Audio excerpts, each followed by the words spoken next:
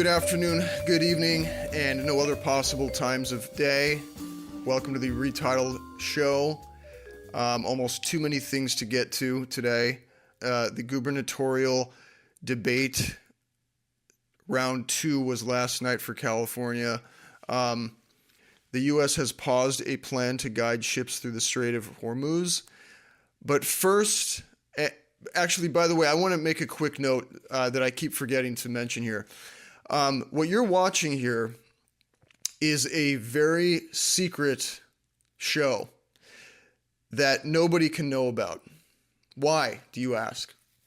Because the Retitled Show is, how do I put this?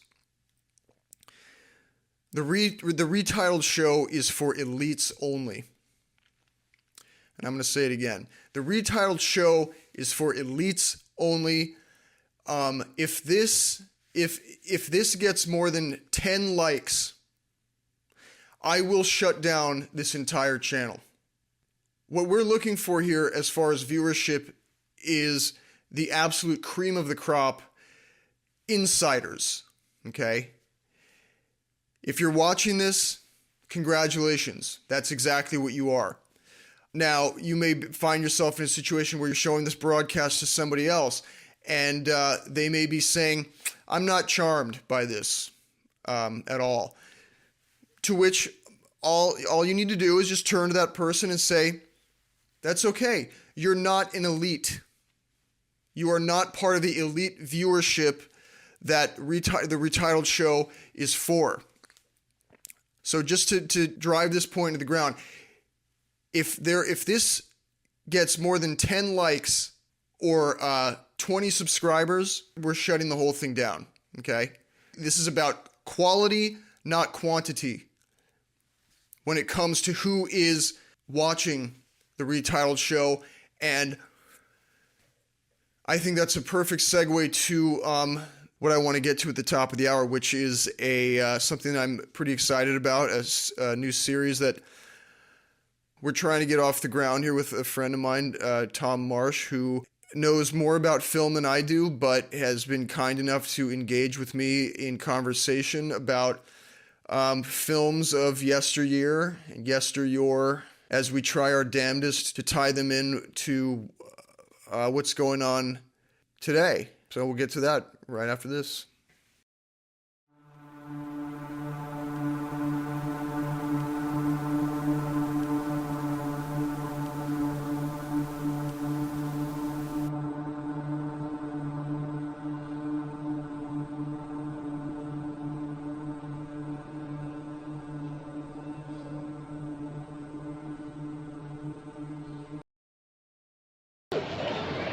I ain't trying to get nobody's business, I want you to call man. your man and tell your man I want to beat you up, but I want to talk to him first. Let him know what's going on. Because he's streetwise like a motherfucker. You're going to be downtown, you're going to be cool. You better learn the ways of the streets before you start hanging down there and doing shit like you're doing. Said we've got 5 suspects about, and he was one of them.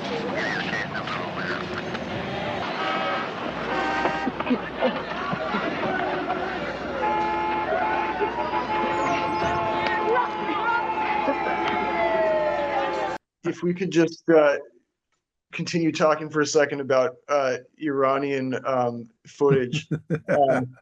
You're absolutely right that times have changed, because I don't know if have you seen those viral videos obviously critical of the US and talking about the war? I haven't. Okay. I've in the last couple of weeks I've gloriously stayed out of off the internet machines. Yeah, that's probably a good thing. I mean, But yes, it creeps in, of course, from but no, well, you want to elaborate what? Well, it's just, I mean, basically what's happened is the government hired a faceless, anonymous media group who specializes in AI, and Christ. they've been like, they knew, Sagar Nanjetti or somebody was making a point about how the old in the old days, the Iranian regime used to have a very different, very academic way of talking about the West, and so this new media group decided, why don't we just go, pander to the absolute brain rot of U.S. society, and just make a bunch of AI videos, featuring rapping Lego characters who make fun of people like Pete Hegseth and Kash Patel and all. So anyway, it's entertaining, at the very least. I mean, I'm a sucker for rapping Lego. As am I. As am I. Hello. Hello. How are you doing otherwise? How am I doing? I feel mildly demented today, but I can rabbit on about films with a dear friend. Yeah, well, that's what we're here to do. Trying to make a 1985 film relevant. I don't think that should be too hard since it's about addiction amongst youngsters. And as I brought up the other day, Bobby Kennedy is now in the news, as far as these wellness farms that he wants to bring into the States, inspired by an Italian tradition, which we'll get to. But so let's get into this film, Streetwise, 1985. What did you think?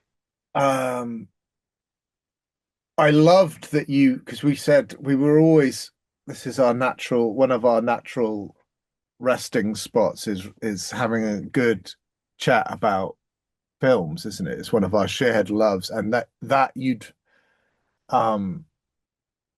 flagged this film Streetwise, and I think I'd seen it in some of the lists, the polls of like best documentaries of the 80s, and for some reason, maybe because it always sounded gnarly and scary, upsetting. You got to be in a specific mood to go, all right, well, this isn't going to end well. This is but that you said brought this to the table as an option for us both to watch a thing and then discuss it was really, off the bat, was exciting, because I am a movie nerd and try and see everything. Although I haven't seen all the spandex movies, I apologize, I haven't consumed the superhero ones. I have not seen a single superhero film. Yeah, I don't think maybe. I mean, does The Dark Knight count? I probably have seen those ones. It doesn't. It does not count, because those are compared to the schlock out there. No offense to some of the people we know. Yeah. Anyway, go ahead. It was great that you brought this film up that I hadn't seen. I'm like, I'm going to devour this. But of course, when I pressed go, I immediately got a knot in my stomach right at the top of the film, because I'm like, it was beautiful right off the bat. My voice is cracking. I feel emotional. No, it was beautiful, with the kid talking about, this is one of the main protagonists in the film talks about, I want to fly. I like to fly, and he's jumping off this bridge into the water. Right. And but I had a knot in my stomach. I immediately connected to the characters. Like, this is like a gift from the universe to the documentary makers. And I believe the film director had photographed a lot of these figures, had already won their trust or something. But I immediately I just had a knot in my stomach, because I'm like, immediately identify with the characters, and they are homeless, junkie street kids, as they would probably refer to themselves. And do you want me to tell you what I thought, or like, where are we? You've already said a lot that I'd love to respond to, which is that, for starters, even knowing that he had gained the trust of the subjects in advance. The footage is still mind-boggling to me in terms of the the candidness. Yeah. Right. I mean, I'm a sucker. Like I'm always a sucker. It does not take much to impress me in terms of how documentarians can capture things and get people to forget that the camera's rolling. But even still, I mean, this was like amazing to watch because you have to keep in mind the filming technology back in the mid 80s was this was not, you could not be discreet. You had to have a boom mic, and a full size 35 millimeter camera. You could not be even close to as discreet in filmmaking the way that you can now. I may go so far as to say that filmmakers are spoiled now, but I don't know if spoiled is the right word. I think we're just very privileged to have such small, discrete technology now so that we can make even better documentaries. But so keeping that in mind, I think it's a huge achievement to have captured those moments. I looked it up because that was the thing that hit me, to chime in with what you're saying, like the candidness, the clear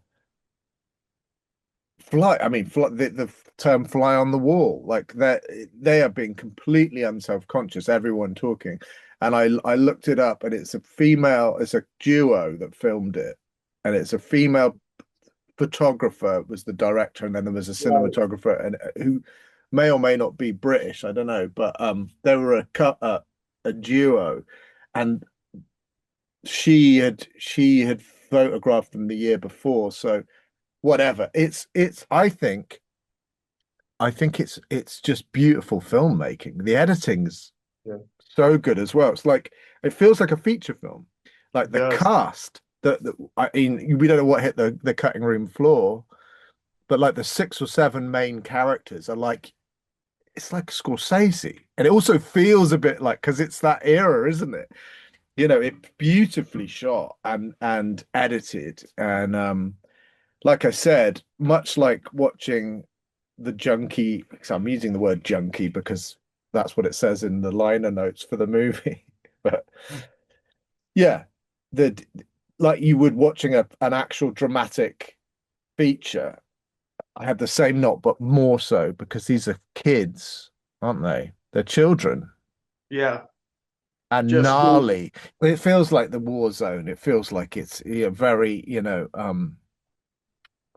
it's the perfect setting for this cinematic experience. And the knot in my stomach was, these kids they're children and they're street smart, but they're kids. So and there's you do get a glimpse of the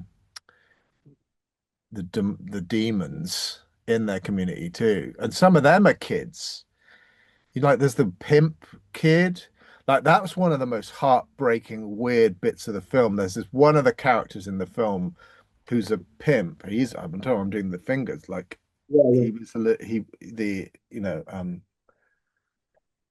he is a pimp, and then but you later in the movie you see him talking to his mum. I was going to bring grandmother, and he's like, I think he's high on heroin at the time, but he's, I love you, mama. And you're like, he's a fucking child too. He's a child too. And it's just extraordinary, isn't it? It's an extraordinary, like we touched on at the beginning, the proximity and the trust that the filmmakers have. The camera isn't even there. Like, I feel like it feels like it's genuinely unfolding. Okay, well, I'm really glad that you brought that. That's one of my favorite scenes in the film. Because heartbreaking as well, right? Well, absolutely, but yeah, it's heartbreaking, but it's also heartening, I think, because it's a reminder that a lot of these kids have parents who are stuck between a rock and a hard place, where they love their children, but at the same time, they know that they can't, or they don't want to imprison. It's sort of like an extreme version of those stories you hear when you're younger of like parents who let their kids drink and do drugs and have house parties. But the kids are still living with their parents, but the parents are letting them have house parties so that they don't feel the need to go off and do something else, do anything on their own like that. And this is just a more extreme version of that, because again, like with Tiny, one of the main characters, her mother, they have a good loving relationship. But at the end of the day, the parent knows that their kid is going to do what they're going to do. She's a sex worker. Right. In her case, she's a sex worker. And in the pimp's case, he's a pimp. But the last thing I want to say about the pimp scene with his mother and his grandmother is that I didn't read that as him being on heroin. I saw his extremely subdued personality as being embarrassment about the fact that he was being filmed with his mom. He's trying to be. Oh, that's interesting. Yeah. I mean, you might be right. I did not think he was under the influence at all. I thought that he was, because his eyes would dart up at the camera periodically, and in what I read to be sort of embarrassment about the fact that he was being filmed with his grandmother and his mother. And I don't know about you, me personally, I could relate to that. When I was a teenager, I wanted to very much keep up a facade in front of my peers, whether he was high or not. That's a really good point. And that's why that scene is so powerful. He's a scary character earlier in the film, right? He's the fucking pimp. And he at one point he's sort of shouting at the street preacher. That's also a really good scene. Right. And you're like, this guy is no good, because you see these young female sex workers that I think he's the pimp for one of them, or has been, and one of the others, and you're like, this guy, scary character, but then he's so humbled by the mum and the grandmother. Oh, yeah. And he's all the facade is gone. That's why it's so well. He may or may not be high. I thought I detected him being under the influence, but he certainly. I think I've pinpointed it. I think what it was, it makes sense that he would look like he was sedated in some way, because what it was, in my view, was it was a combination of two very powerful things going on. One, he's got the camera rolling on his face. He's got the camera rolling on him. And two, he has a very traditional, deep respect for his mother. Yeah. And grandmother. And grandma, exactly. You've got two generations of hierarchy present, which is something I culturally can relate to very much with my mother and her mother. Like, to have that dynasty, present with you, and the camera's rolling. I'm surprised the guy, now that I think about it, my mind is blown by the fact that he even agreed to do it in the first place. Like, if I was in his position and I wanted to look like a badass that much, I would have ripped the microphone off of me and said cut within like the first 30 seconds of that scene. I think it's just another example of this, the filmmakers having trust of the kids. And it was a different time, right? No one's filming their own content. No one's no one's got a camera phone in their pocket. Right. It unfolded. I found all of that. It was still weirdly heartbreaking that, just seeing him humbled, having been the big man, because we get to see the parents of the mother of Tiny, who's an alcoholic, right? Yeah, and she's sick and suffering too, the mom, and she's like willfully naive, I think, or it's astonishing the way she talks about her daughter being a street sex worker, and then she's turning up for like meals at the mother works in a diner, and so Tiny, this child sex worker, turns up for like dinner at the mother's diner. So you see this sort of normal mother-daughter, and Tiny also, this ties in with the other thing, that all of the kids regress when they're with their parents, or they go back to being their actual age, whereas you see street smart, gnarly kids, just going about their business, rip and running and all of that stuff in the large portion of the film. I mean, I don't know if you want to talk about it now, but as we're on the parents, like the kid who, are we allowed to do spoilers in this? Yeah. Well, the darkest, heaviest bit is one of the kids doesn't make it. He takes his own life, but you see him talking to his felon dad through the glass. That is so unbelievably heavy, and the dad is sick and suffering too, right? He's a felon. He's been incarcerated for years, and he tries to. You see this compassion and love. He's trying to connect with his son through the glass, and then he sort of hectors him, scolds him, and then, spoiler alert, the final part of this film is you see this same kid in a coffin having taken his life with the dad at the corpse.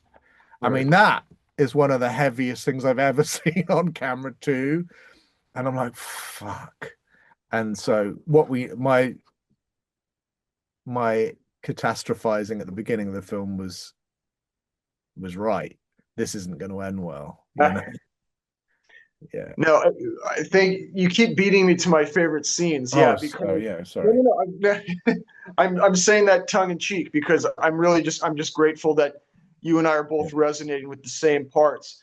And you and I have had many conversations about, our respective parental relationships, and that it's for that reason that scene with his dad is going to stay with me for the rest of my life because. If you don't mind me bringing up 12-step life for a second, Sure. It's common to hear, give me 1 second here before I lose my thought. Why the fuck am I blanking? The parent, the parental. You and I both talked about parents and so I'll never forget hearing somebody in a 12-step meeting say one time, after about 10 minutes of just browbeating the entire room, he goes, by the way, just so you guys know, I'm preaching to myself as well. And that was revelatory for me because I have, like a lot of us, maybe you as well, I have a real hard time being preached at. And to hear the humility that it took to say that was huge. And it's sort of like, it gave me a foreshadowing of what I would eventually realize about the way that my dad treated me when when I was growing up. I didn't after I heard that guy say that in that meeting, it started to occur to me like, holy shit, like maybe the people who have talked to me in that way are doing just that, preaching to themselves in the way that, because they're not, as my friend Greg says, the people who preach in the most angry way are the people who have not forgiven themselves yet for having made the same mistake.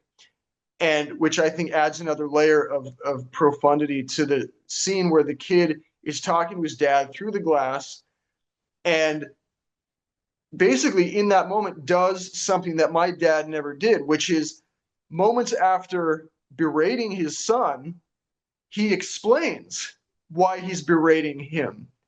He's saying, look, I don't want you to end up in here. I don't want you to end up in prison like me. And so that, like, I mean, I'm not salty about it anymore because I've gone through the process as you have as well in terms of learning how to forgive my parents. But like, that's a really profound thing to see. A dad who's literally in prison explaining that the reason that he's yelling at his son is because he doesn't want his son to end up like him. It's such an on the nose thing that in hindsight, I feel almost embarrassed that I didn't piece that together 20 years earlier, in terms of why my father spoke to me in a similar way. Yeah, you see the conflict in the dad talking through the perspex, He's trying to play 2 or 3 roles. He loves his son, and that feels really tender initially.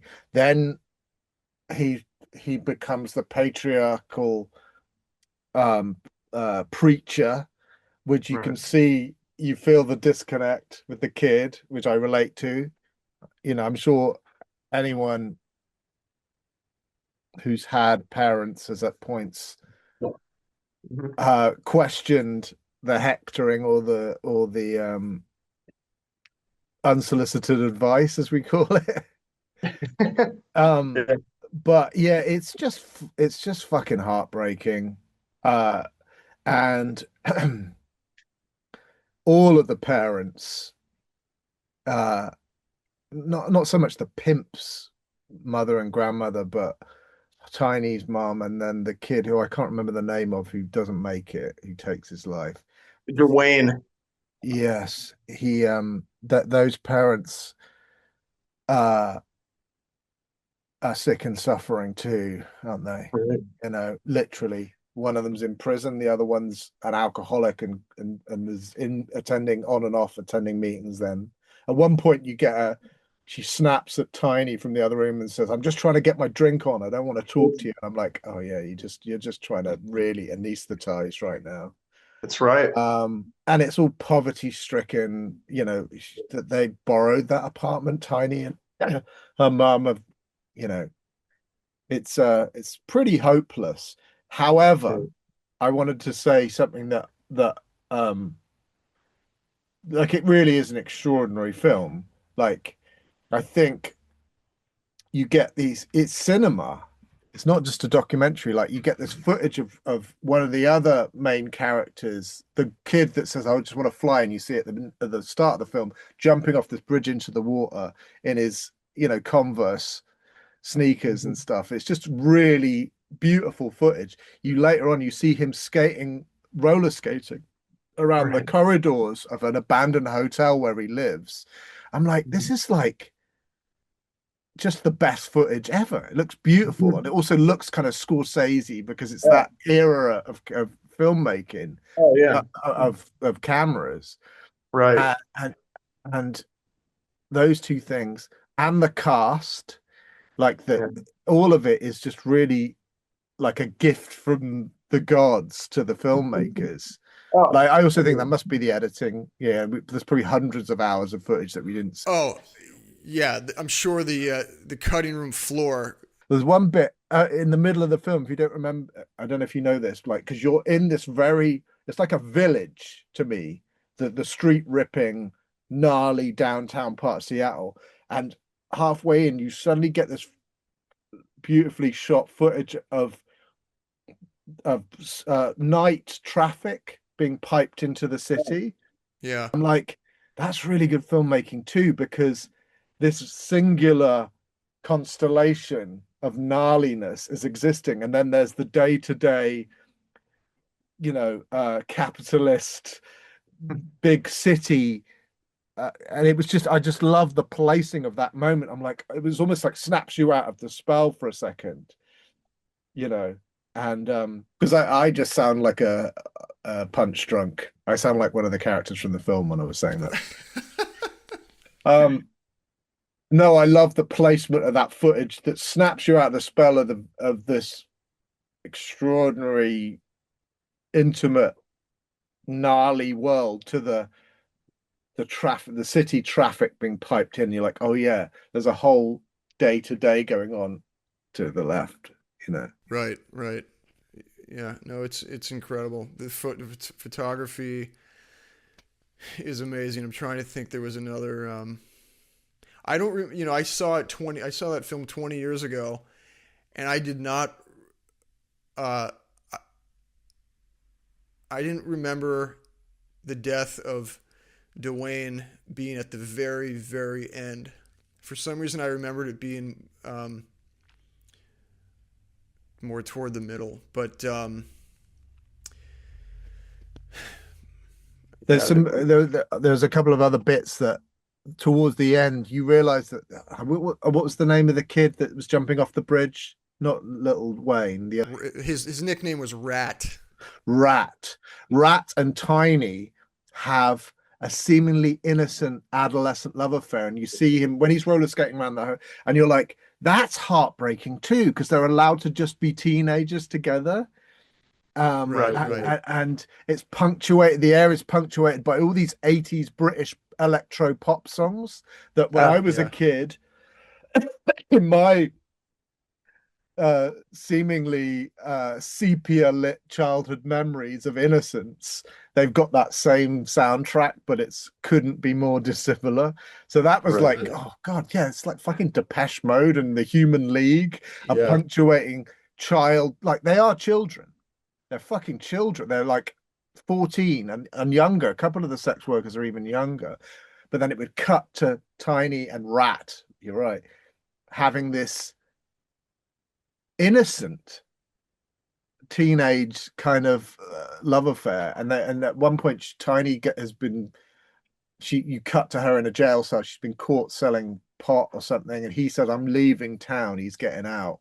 Because you cuts to him jumping on and off trains, and she starts crying because she's going to lose this one connection that's seemingly wholesome, even though, yeah, wholesome enough. It was relatable, their love affair, like clumsy flirting. And I don't know if we have much time left for me to sound off on that, but I have strong opinions about that scene before he leaves. I don't know about you. I felt like he was almost sociopathic in his inability to like read the emotion of the situation. Never mind she's in floods of tears, and he's just the callousness of the callousness, I think, is the best word to use for his general demeanor during that. Yeah, at one point you hear you see some footage of him saying, my mum needs me to be there. And I just don't want that. I don't want that. He's run away. He's a runaway. And whatever that domestic thing is, he certainly can't handle Tiny's emotion. He's a kid as well. Like it is sociopathically emotionless. He's like, I'm leaving, and she's crying in the jail cell, and they have a hug and stuff. But he too is sick and suffering, I think, isn't he? He is, yeah. No, and he's, yeah. To your point, he's a kid, and I did a little bit of research on which cast members, for lack of better terms, are still alive. Rat is supposedly still alive. I don't know if you saw this, but Tiny was the one that the filmmakers did not one but two follow-up films with. One short back in 1990. Called Tiny at 20. Called Tiny at 20. And then another one more recently in 2016, which I have not seen yet. But yeah, Rat supposedly eventually settled down and had kids. So yeah, to your point, I mean, I don't know why I'm so ruthless in my... No, it's brutal.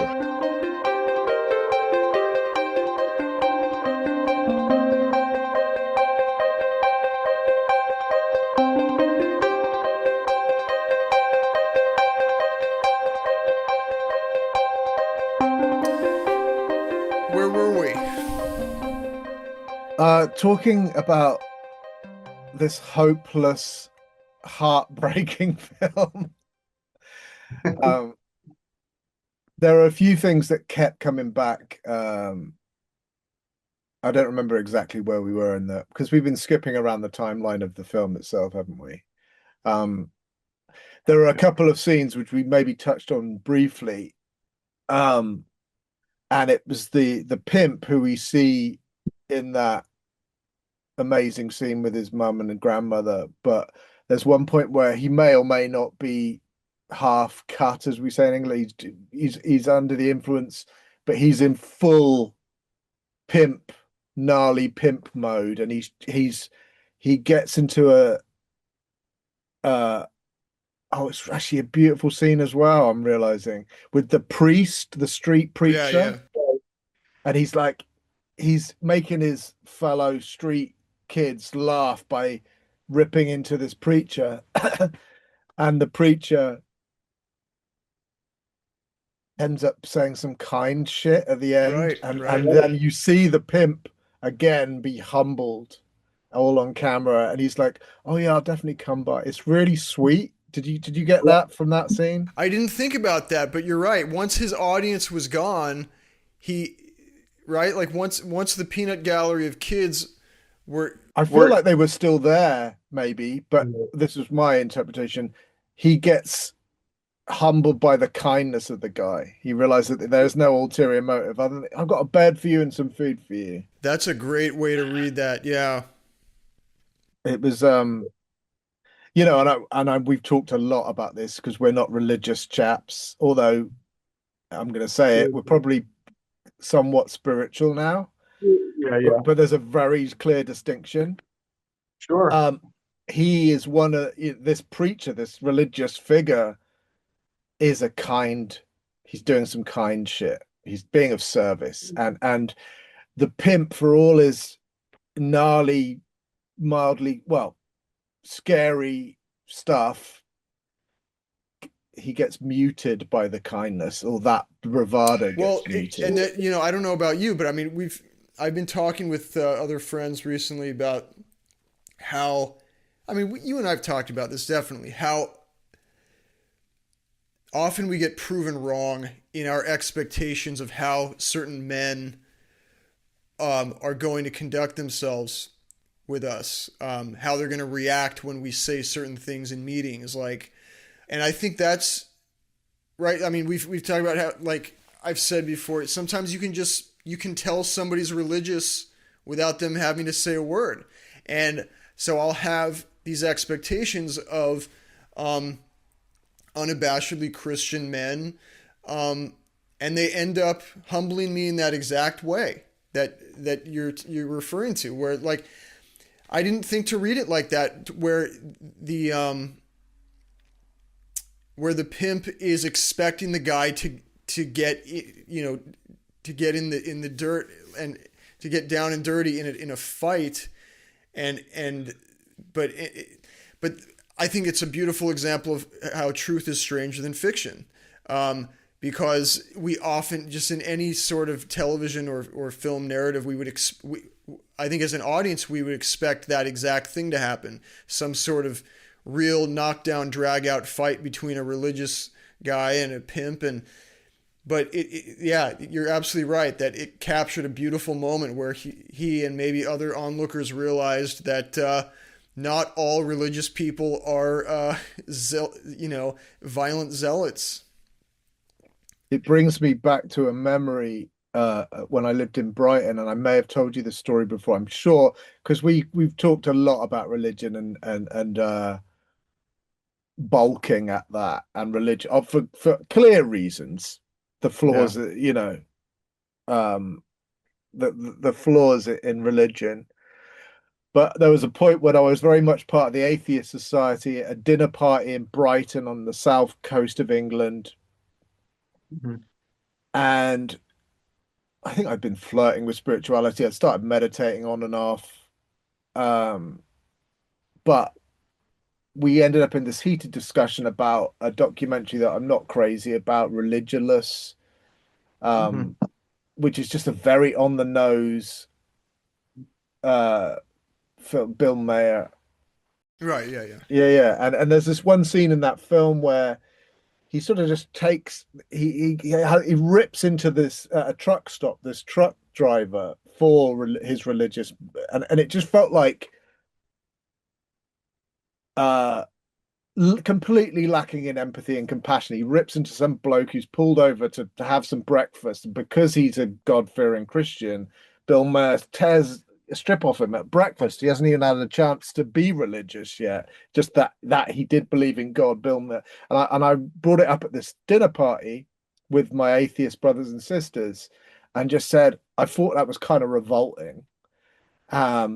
And I'm blowing smoke up my own ass now, because in that moment, it was around Christmas time, and some of my Christian friends who I sneering about, not directly to them, but to them as well. Like I'd have these arguments with this Christian, there's a band, successful band in London, and they'd sent this circular email around that Christmas saying, no presents this year. Everyone put in £5. We're going to build some wells in Africa.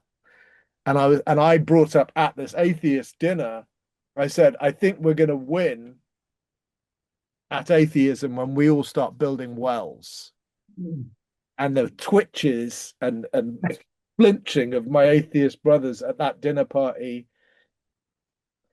It was just it's like a delicious, self-righteous, hateful vibe was going on. And I think I was also like fresh from watching that horrible scene in that atheist documentary. Needless to say, I'm not an atheist now. Right. But some of the language, Christopher Hitchens, Stephen Fry, delicious, scathing, beautiful. And, I don't like the church at all. Why am I saying all that? Yes, so that was an example in Streetwise of like, oh yeah. And it says it in sobriety text, doesn't it? Lean into when religious people are right. Like that, and probably Jesus was a kind bloke and wouldn't agree with a lot of the church as well. I mean, we've said all this to each other on the phone. I don't mind putting it on record right now. We can always cut it out later, but I'll just say, to piggyback on what you're saying, as cliche as much as people make fun of that cliche, I'm going to piggyback on what you're saying there. My problem with the church mainly has to do with what I believe to be an egregious misinterpretation of some really great teachings of Jesus Christ when he was alive. We've definitely discussed that. And yeah, it's a beautiful example of being quick to see where religious people are right, because the preacher in that film is a great example of how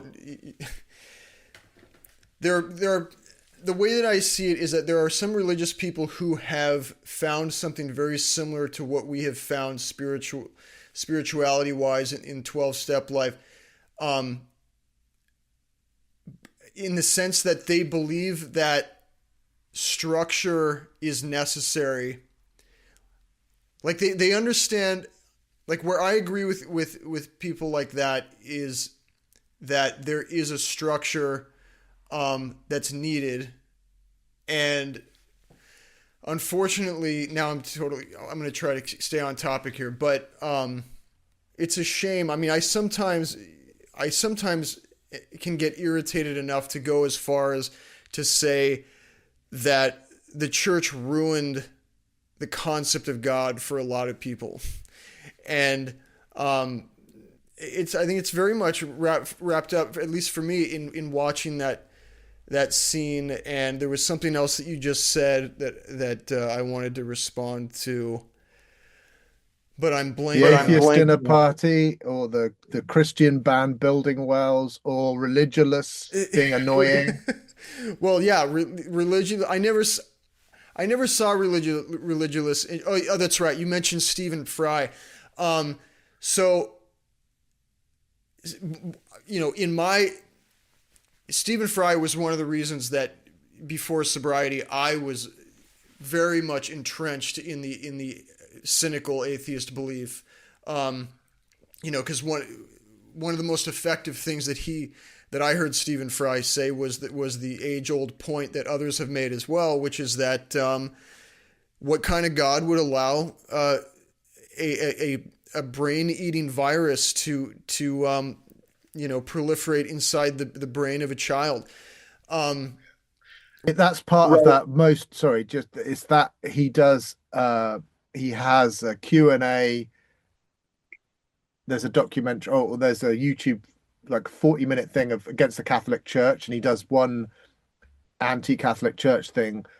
He makes the most perfect, beautifully eloquent case against the Catholic Church, and that's part of that rant. Right. Okay. So you've seen that exact clip. It sounds like. Yeah. And that I too, I'm identifying with you, because that was my poster boy for all of that particular thing.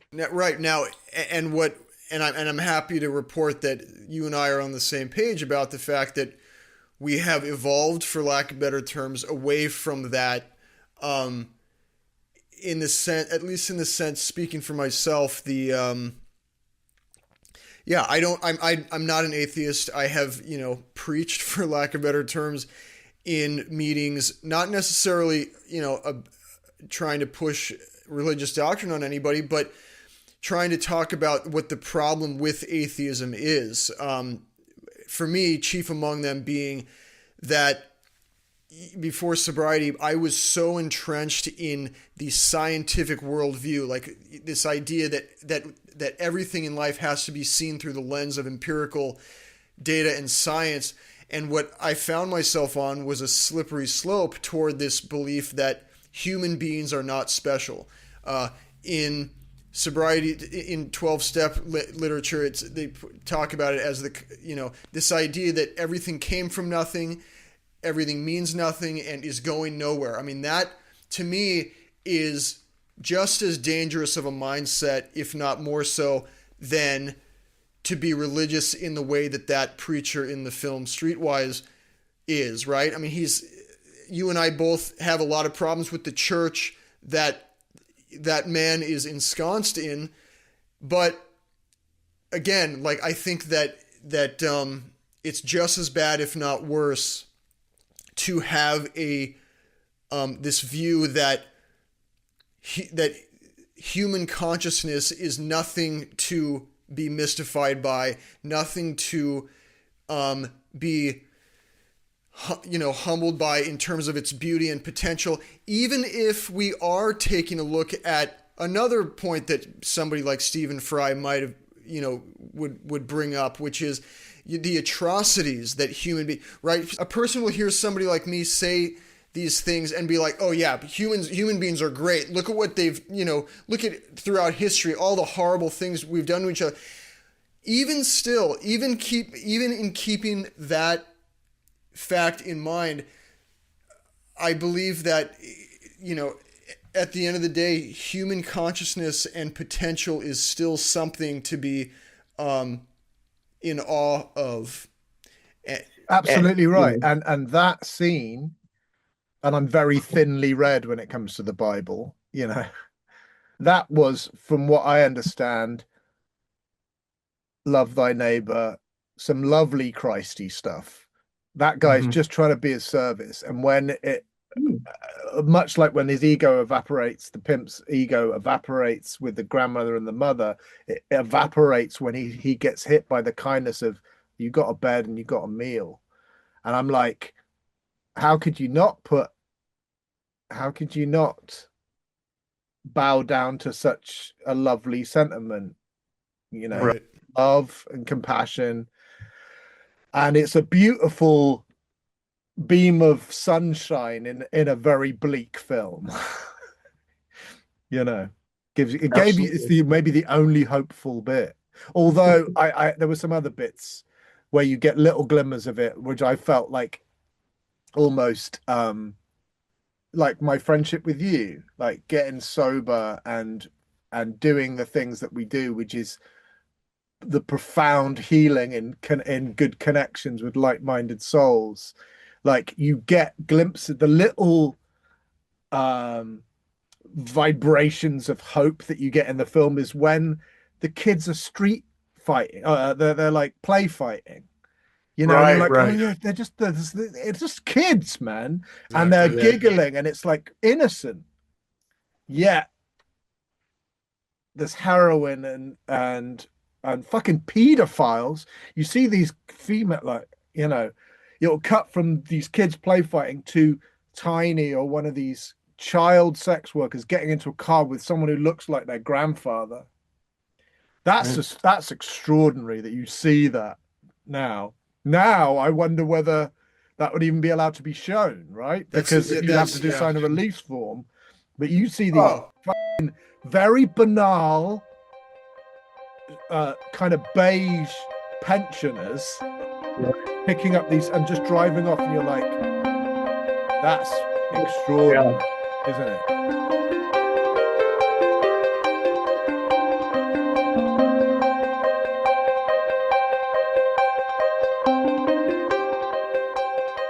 The healing and the hope that I found in recovery, with connection with people like you and a few others, these beautiful things, you get these little glimpses of connection with the street kids when you're like, oh, thank God. There's like little moments of warmth, and I identify those as hopeful moments, and then it cuts to pedophiles and real fights, you know. Yeah. Anyway, One character that we haven't brought up yet is the lesbian pimp. Lulu, Is that? Oh, I never got her name. Is that what it was? like almost like a vigilante. I don't know if she's a pimp. Well, I think she's standing up for the kids. Well, I know that I remember the part where she talks about how she has successfully talked some young prostitutes away from sex work. But that's what made me think at first that she was some sort of community leader or something. But She's a pimp. Well, I mean, she wasn't a social worker, right? I mean, what I'm trying to figure out. She's what I'm glad we're talking about her, because she again is the talk about the cast that they found. Like, she's just larger than life, badass, lesbian, proud lesbian in the 80s. And you hear some of these older street guys almost getting into fist fights with her, and she's just squaring up. She's pushing policemen. I just remembered. No, she herself was a sex worker, because remember the guy, she was talking to a guy. I don't know if it was her pimp, but one of the guys is criticizing her for not looking feminine enough. Right. So I think she's certainly a big character in that constellation. And that's when I looked it up, she died in a street fight just after the film. Right. That's right. But yeah, another one of like, there's like 7 people in the film that are just like extraordinary casting from the universe. Like, oh yeah, you can't. Yeah, just blessings all around. You wouldn't want to mess with Lulu though. No, if I'm being totally, completely honest, I did not realize she was a woman until she explained that. Yeah. I mean, there's other bits that are just other excellent. I mean, it's the mastery of the editing, but like the scams that they would do, ordering delivery pizzas to like telephone boxes. Oh, gee, I was like, why didn't I think of that? Street smarts, like they're children, but really successful in some ways at survival. You know. No, I mean, I remember seeing that and be 20 years ago and being like, maybe I should be homeless. That's brilliant. Yeah. You know, one of the characters that I never got a handle on was the older Southern guy with a beard who was like the Rats. Rats, sort of like friend. I mean, technically a friend, but more of a mentor. Yeah, a mentor. But I'm like, is he dubious? Okay, I was waiting for that to be unveiled. Thank you for bringing that up, because there are some things there are some moments where Rat says things that suggest that he himself might be a sex worker. Like, for example, when he, it's usually the girls that are referring to, euphemistically referring to Johns as dates, and Rat is the only boy in the cast who uses that term, talking about turning tricks and going on dates. So that made me think that there was, that he, I don't know about you, but I didn't pick up on any other clues regarding that. I think it's never firmly suggested, but little Dwayne, who dies, kills himself, and Rat, I somewhere along during watching the film, I'm like, I wonder if they're the sex workers as well. I think, I don't know about Dwayne. I think Dwayne was mainly just a hustler. Right? Like he was into like petty theft and panhandling. You remember that was an interesting moment, right? Where he's like, was it Dwayne or Rat? Like in the very beginning, there's a guy, I think it's Dwayne is trying to panhandle, while standing next to another homeless guy, much older than him, and Dwayne goes, "Hey man, pretend like you're my dad," and the guy's like, "No," and then Dwayne goes, "All right, then get the hell out of here." Yeah, and that's another little glimmer of hope. You see these citizens, because they're walking through a normal downtown scene, like going to work or whatever, just without a pause, just giving money to the kids. Like they're panhandling, they're begging, and and I'm like, oh, there's nothing dubious there. That's just someone being kind. They're just, and you're like, oh, and that was left in. That's also, nothing is there by mistake. It's a genius construction of a film, isn't it? Absolutely. But the other thing I was going to say before I forget was, so I think Dwayne was, it's pretty clear to me that he was just, as his father himself calls Dwayne a hustler. He's like, you're a hustler just like me. So it's mainly panhandling and petty theft and we think. Yeah, I like to believe that there was no sex work involved, but yeah, you never know. They're certainly vulnerable and in that bit, but we don't know. The other things they did to make ends meet was selling blood. Right. Like anything and it was like, this is just an alternate reality that I've never seen that shit. And you see Tiny, and the first time you find out how old Tiny is when she's at the gynecologist. Right. 14 years old, and you're like, and she goes, if I'm pregnant, I'm just gonna have a baby. And I'm just like, and the social worker is like, what? Yeah. That's I was watching her face I was watching the face of the social worker, right? Because I'm, as any viewer I think would be curious about how often how often these social workers have to hear stories like this. It exposes her age as well, like, doesn't it? Like it's in a perfect place in the film where you're like, this is a kid. Exactly, because she what was the moment where she had there was a term that she needed the social worker to explain to her.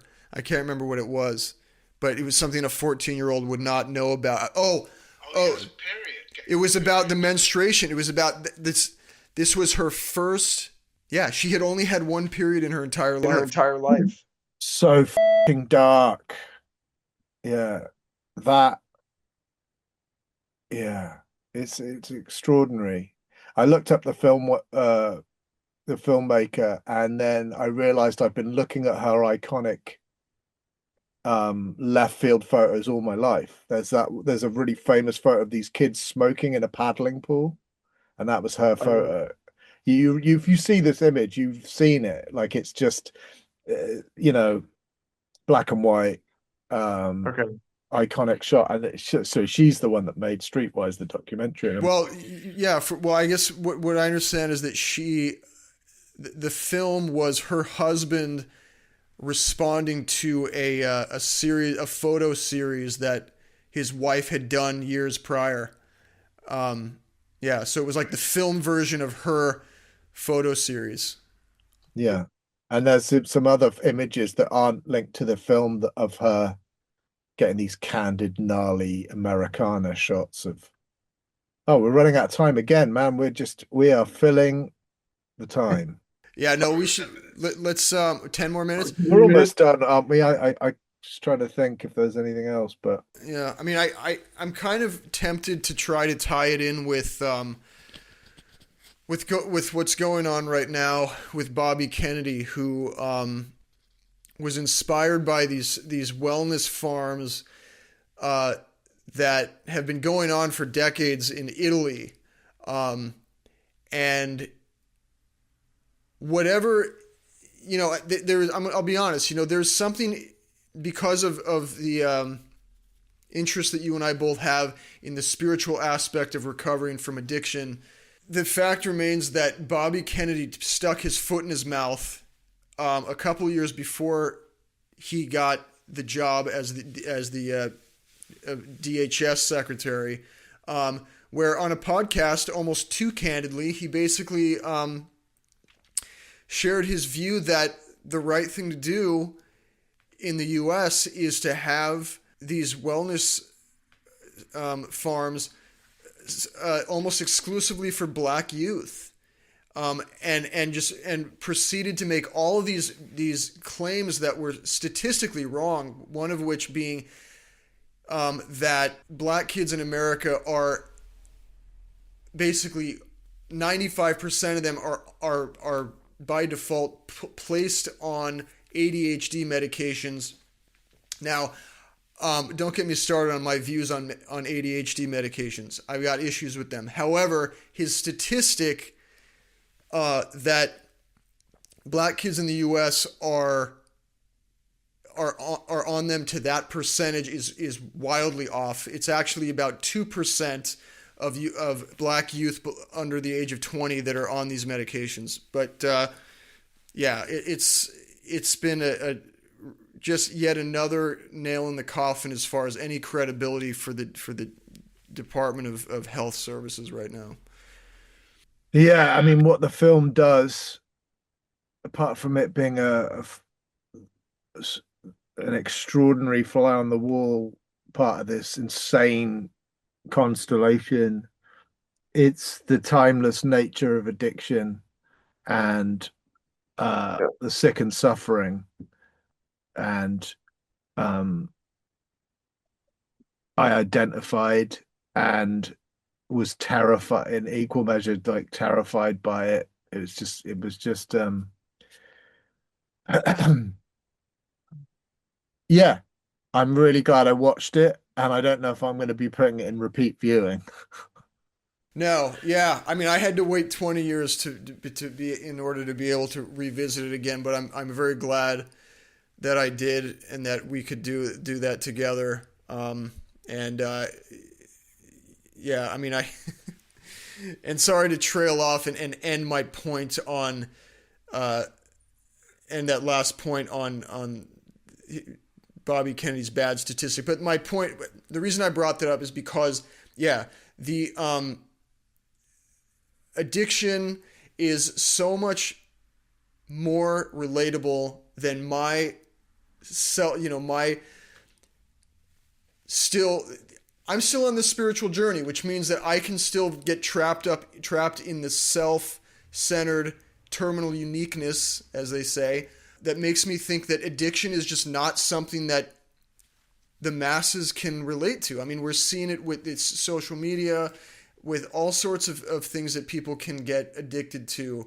And so I just think this stuff is way more relevant. As they say in the literature, some are sicker than others. And so those who have not reached a level of addiction in their respective substances to the point, or media substances, to the point where they've ended up in a 12-step program, the fact is that this spiritual journey is something that I think, I recommend to all sorts, Yeah. What I was thinking would be potentially a good double header if you're going to do a double bill. And I know we've talked about it before, but Dark Days as a second feature, which I've watched a few times, but not for a while. We could edit this out if we don't, but maybe we watch that and discuss that next time. I'd love to do that. And there was also another film that came to my mind a couple days ago that I'm surprised I didn't bring up. I think it was another old. It'll come to me. I can't even remember if it was a documentary or not, but I thought of another film that I was like, you know what? Here's another one that I think Tom has not seen before. But I'll let you know when it comes back to me. It's The Wrong-Eyed Jesus. Have you heard of that one? What's it called? The Wrong-Eyed Jesus. No. I tried to find it. Well, I watched it 20 years ago, but it's about the Deep South, and I just remember it being really compelling. I wonder what it would look like now I'm a sober chap, because there's a lot of crazy religion, and from what I remember, and the backwaters of the deep south. Yeah, and it's got there's a lot of real country music played in it, as well as some real pissheads, which we might enjoy. Yeah. So maybe yeah. if we can even find it, maybe you I couldn't find it last time I was looking for it, but that might be an interesting one if you haven't seen it.